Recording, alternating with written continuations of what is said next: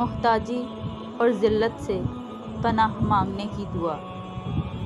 اللہم انی اعوذ بک من الفقر والقلۃ والذلۃ واعوذ بک من ان اظلم او اظلم۔